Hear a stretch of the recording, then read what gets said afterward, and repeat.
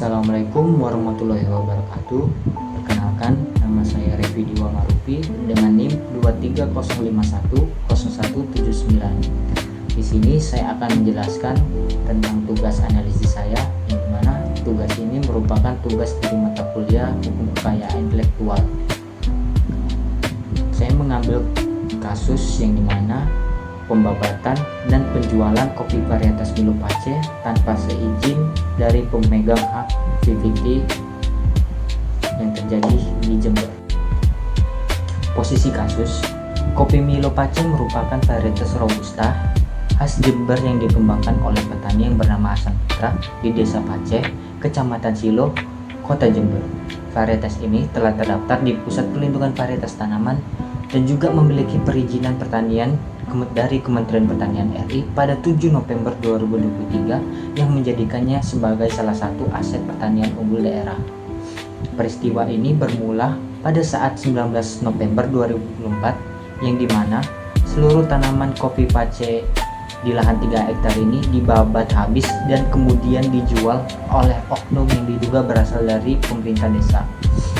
Pemerintah desa menyatakan bahwa pembabatan habis ini dilakukan karena masa sewa lahan berakhir dan Hasan Putra sebagai pemilik lahan tidak merespon 3 surat peringatan yang dikirimkan. Pemerintah desa mengaku tidak mengetahui bahwa tanaman yang dibabat habis itu adalah varietas kopi unggul yang terdaftar secara resmi. Hasan Putra pun sebagai penyewa lahan mengaku bahwa tidak pernah menerima pemberitahuan resmi mengenai berakhirnya masa sewanya. Pelanggaran yang terjadi dalam kasus ini yaitu oknum dari pemerintah desa ini melakukan pembabatan dan kemudian menjual kopi varietas Milo Pace ini tanpa seizin dari pemegang hak VVT yaitu Hasan Putra. Analisis dalam kasus ini, kopi varietas Milo Pace sudah terdaftar di Pusat Perlindungan Varietas Tanaman dan Hasan Putra selaku pemilik mempunyai hak perlindungan varietas tanaman sesuai pasal 1 ayat 2 Undang-Undang Nomor 29 Tahun 2000 tentang Perlindungan Varietas Tanaman, yang dimana hak perlindungan varietas tanaman adalah hak khusus yang diberikan negara kepada pemulih dan atau pemegang hak perlindungan varietas tanaman untuk menggunakan sendiri varietas hasil pemeliharaan atau memberikan persetujuan kepada orang atau badan hukum lain untuk menggunakan selama waktu tertentu. Dalam kasus ini, kopi varietas Milo Pace ini masih di dalam jangka perlindungan yang dimana digolongkan sebagai tanaman tahunan. Jangka perlindungannya adalah 25 tahun sesuai dengan pasal 4 ayat 1 Undang-Undang Nomor 29 Tahun 2000 tentang Perlindungan Varietas Tanaman.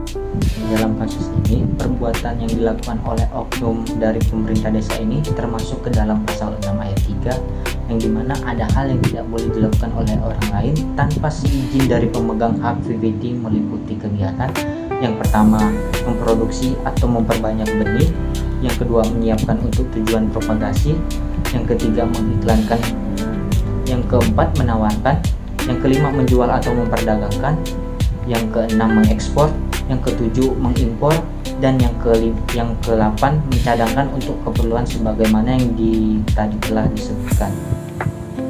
Jadi dalam kasus ini hal yang dilakukan oleh oknum dari pemerintah desa ini adalah memperjual atau memperdagangkan.